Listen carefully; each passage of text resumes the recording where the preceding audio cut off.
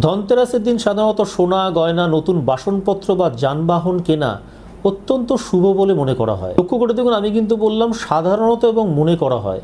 কেন এই বাক্যগুলো ব্যবহার করলাম তা ভিডিওটা কিছুটা চললেই বুঝতে পারবেন। এই শনিবার ধনতেরাসের দিন সোনার দোকানগুলোতে দেখবেন ভিড় উপচে পড়ছে, কিন্তু যত সংখ্যক মানুষকে আপনি এই ধনতেরাসের দিন সোনার দোকানগুলোর ভেতরে দেখবেন তার থেকে বেশি সংখ্যক সাধারণ মানুষকে কিন্তু আপনি সেদিন রাস্তায় হাঁটতে দেখবেন। সবার পক্ষে কি আর ধনতেরাসের দিন সোনা কেনা সম্ভব? কারণ সোনা তো সাধারণ মানুষের ক্রয় ক্ষমতার বাইরে। সাধারণ মানুষের পক্ষে সোনা বা সোনার গয়না কেনা সম্ভব না। তাহলে কি লক্ষ্মী দেবী এই ধনতেরাসের দিন সাধারণ মানুষকে আশীর্বাদ থেকে বঞ্চিত করবেন?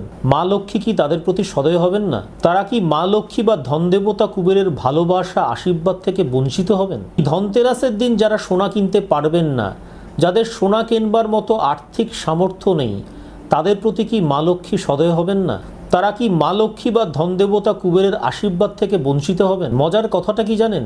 হিন্দু বৈদিক শাস্ত্রের কোথাও এমন কথা উল্লেখই নেই যে ধনতেরাসের দিন আপনাকে সোনা গয়না নতুন বাসনপত্র বা যানবাহন কিনতে হবে। তুমি যদি এগুলো না কেনো বা না কিনতে পারো, তাহলে তুমি মা লক্ষ্মী এবং ধন দেবতা কুবেরের ভালোবাসা এবং আশীর্বাদ থেকে বঞ্চিত হবে।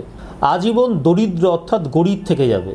দুঃখ কষ্ট সমস্যা তোমার পিছু ছাড়বে না। এসবই আসলে মানুষের কিছু মন গড়া ধারণা, কষ্ট কল্পনা, বোগাস, মিনিংলেস, বেসলেস কিছু ধারণা, যা মূলত এসেছে উত্তর ভারত থেকে। এই মিথ্যে ধারণাগুলোকে বছরের পর বছর তোল্লাই দিয়ে আসছেন আমাদের দেশের ছোট বড় মাঝারি স্বর্ণ ব্যবসায়ীরা নিজেদের ধান্দা বা ব্যবসার প্রসারের জন্য। এর বেশি কিছু নয়।